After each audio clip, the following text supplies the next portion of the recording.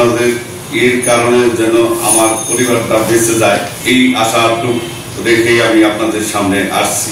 সাবেক এমপি ও বিএনপি নেতা সালাউদ্দিন বাবুর ভাই দেওয়ান মাইনুদ্দিন বিপ্লব স্থানীয় তাঁতি দলের নেতা বকুল ভূঁইয়াকে প্রাণনাশের হুমকি দিচ্ছে। বর্তমানে তিনি স্থানীয় সন্ত্রাসীদের ভয়ে পালিয়ে বেড়াচ্ছেন। এই অবস্থা থেকে রেহাই পেতে তিনি আইন প্রয়োগকারী সংস্থার হস্তক্ষেপ কামনা করেছেন।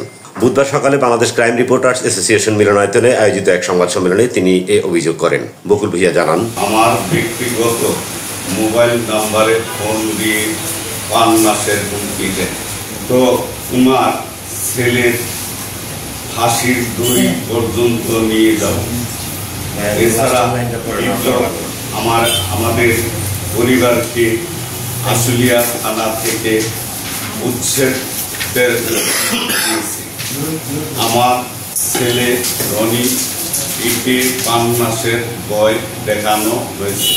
2009 সালে ইস্টার্ন হাউজিং এর এলওডি মালিকের কাছ থেকে তিনি জমি ক্রয় করেন। পরে 2004 সালে সরকার পরিবর্তনের পর জমিটি স্থানীয় প্রভাবশালী চক্র দখল করে নেয়। সাম্প্রতিক সময়ে তিনি জমি ফেরত নেওয়ার উদ্যোগ নিলে স্থানীয় আওয়ামী লীগ সমর্থিত একটি চক্র তার বিরুদ্ধে অপপ্রচার ও মিথ্যা মামলা দেয়। তিনি অভিযোগ করেন তার ছেলে রনিকে ইতিমধ্যে মিথ্যা মামলায় ফাঁসানো হয়েছে এবং বিপ্লবের হুমকির কারণে তিনি বর্তমানে এলাকায় ফিরতে পারছেন না।